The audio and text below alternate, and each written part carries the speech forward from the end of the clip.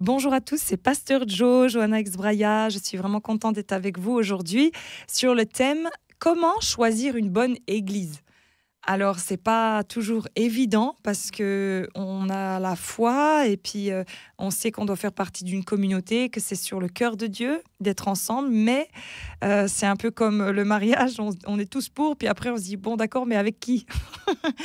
Donc, je vais vous donner quelques points qui pourront vous aider dans votre recherche d'une bonne église. Parce qu'une fois que vous avez une bonne église, vous n'allez pas simplement trouver une église, mais une famille, une armée, et vous allez être nourri, encouragé, réconforté, et aussi, j'aime dire que le faire aiguise le fer, corriger, mais ça vous fera grandir et ça va vous bénir. Et donc, les quelques points que j'aimerais vous partager aujourd'hui, c'est premièrement, prier. Prier, Dieu, vous savez, il dirige nos vies. Il saura vous amener. On a des gens, nous, dans notre église, qui viennent carrément d'un autre pays et ils disent, mais Dieu nous a dit de venir ici. Donc, Dieu saura où vous amener. J'aime à dire, trouver une église qui est pas loin de chez vous, parce que sinon, en fait, si c'est à allez, plus de 40 minutes de route, c'est fatigant parce que le dimanche matin, après faire la route et les réunions et les week-ends et tout ça, et même, j'ai envie de dire, une église locale doit bien porter son nom, c'est local, ça doit être proche de chez vous, quelque part où vous pouvez impacter votre ville, votre village, là où vous êtes. Donc, priez et faites une recherche autour de chez vous. L'autre chose, c'est qu'une église, une bonne église, hein, doit être basée sur la Bible. Son enseignement doit être la Bible et la Bible seule, pas la Bible et d'autres choses, d'autres. Non, la Bible, c'est déjà pas mal d'ailleurs. Mais la Bible est le fondement de la vérité. J'aime encourager les gens à trouver une église quand vous y rendez. Si vous voyez qu'il y a elle est multigénérationnelle et multiculturelle, c'est bon signe.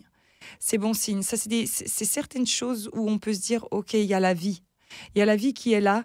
Ce n'est pas normal si l'Église n'est que vieillissante. Ce n'est pas normal si l'Église, c'est que des jeunes et il n'y a pas de personnes âgées. Il faut un équilibre.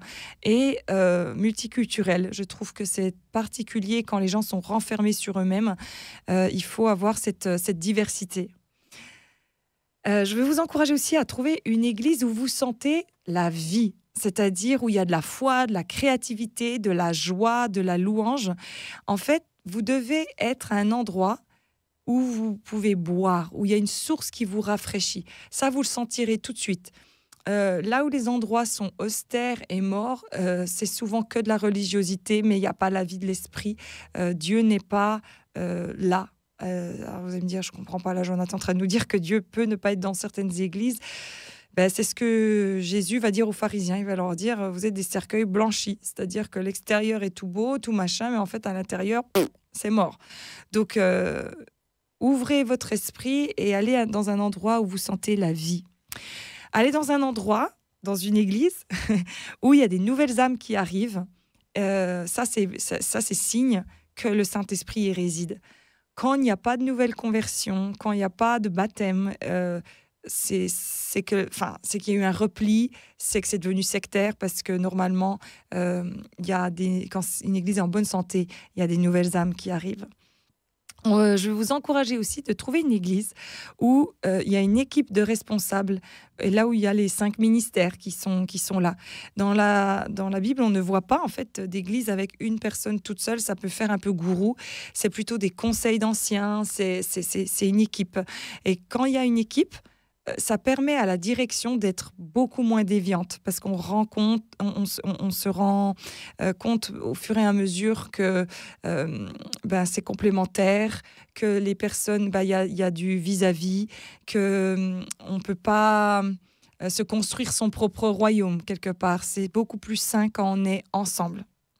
Et il y a évidemment de la diversité et de la redevabilité quand on est une équipe. Je voudrais vous encourager aussi à trouver une église où il y a la pratique des dons de l'esprit, c'est-à-dire la prière pour les malades, la délivrance, la prophétie, parce qu'une église où il n'y a pas le Saint-Esprit en action, bon, c'est compliqué. C'est un petit peu comme si vous alliez à McDo sans frites et sans coca. C'est particulier quand même. Soit on est une église avec le Saint-Esprit qui agit, soit non. Donc, je vous encourage à aller dans un endroit comme ça. Une église, en fait, elle ne peut pas fonctionner sans le Saint-Esprit. S'il n'y a pas son action, c'est que ce n'est pas une église, c'est un club. Donc, trouvez une église avec le Saint-Esprit.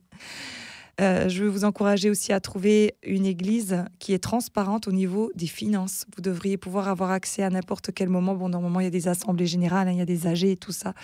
Mais ça révèle beaucoup de choses, les finances. Là où va l'argent, c'est là où va le cœur de l'église. Donc, vous devriez avoir accès aux comptes bancaires parce que normalement, une vraie église, elle est déjà structurée comme une association. Et aller dans une église où la louange, vous sentez la présence de Dieu. Quand vous sentez la présence de Dieu, Dieu dit hein, « Je suis au milieu des louanges de mon peuple ». Donc, normalement, une vraie louange, vous devez sentir la présence de Dieu. Si vous ne sentez pas la présence de Dieu, c'est qu'on est en train de mettre les choses en boîte ou de contrôler, mais en tous les cas, on n'est pas en train d'adorer. Donc, voilà, j'espère que ces quelques points pourront vous aider. Et à tout bientôt, en espérant que vous puissiez trouver une merveilleuse église. Soyez bénis. Bonne journée.